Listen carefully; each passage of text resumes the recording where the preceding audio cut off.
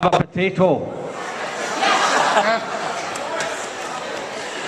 So yes, James Joyce, and as it's Bastille Day, I thought I would bring some revolutionary terror to the event tonight. So I brought the Kindle with me. Yes, let's boo the Kindle. Let's storm the Kindle and save the books. The books need to be free. Get them out of here. They're trapped inside it. Right, where's my book? I seem to have lost it, so the cruel irony of the revolution will have to go on with the Kindle, I'm afraid. And, history is a nightmare from which I am trying to awaken.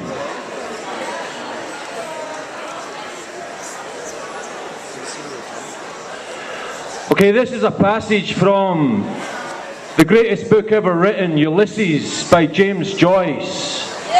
And Joyce described this man who sits in a bar all fucking day long, waiting for alcohol to drop onto his table. And he's known as the citizen, and he pontificates on everything. He hates the world. He hates anybody with an opinion except his own. And Joyce, being the master, understood that what we were looking at here was a caveman.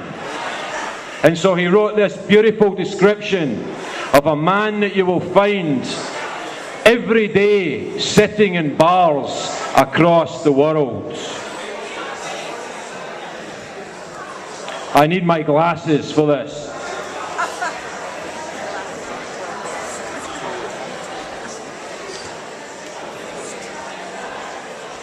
James Joyce, he was blind too. The figure seated on a large boulder at the foot of a round tower was that of a broad-shouldered, deep-chested, strong-limbed, frank-eyed, red-haired, freely freckled, shaggy-bearded, wide-mouthed, large-nosed, long-headed, deep-voiced, bare-kneed, brawny-handed, hairy-legged, ruddy-faced, sinew-warmed hero. From shoulder to shoulder, he measured several ells, and his rock-like mountainous knees were covered, as was likewise the rest of his body, wherever visible, with a strong growth of tawny, prickly hair in hue and toughness, similar to the mountain gorse.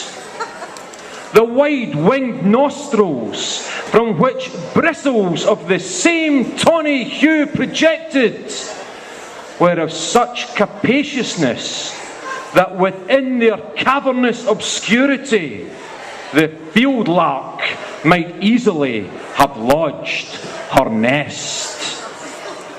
The eyes, in which a tear and a smile strove ever for the mastery, were of the dimensions of a good-sized cauliflower. A powerful current of warm breath issued at regular intervals from the profound cavity of his mouth, while in rhythmic resonance the loud, strong hail reverberations of his formidable heart thundered rumblingly, causing the ground, the summit of the lofty tower, and the still loftier walls of the cave to vibrate and tremble. He wore a long, unsleeved garment of recently flayed oxhide, reaching to the knees in a loose kilt, and this was bound about his middle by a girdle of plaited straw and rushes. Beneath this he wore trews of deerskin, roughly stitched with gut. His nether extremities were encased in high balbriggan buskins dyed in lichen purple, the feet being shod with brogues of salted cowhide laced with the windpipe of the same beast. and from his girdle hung a row of sea stones, which jangled at every moment of his portentous frame. And on these were graven, with rude yet striking art, the tribal images of many Irish heroes and heroines of antiquity.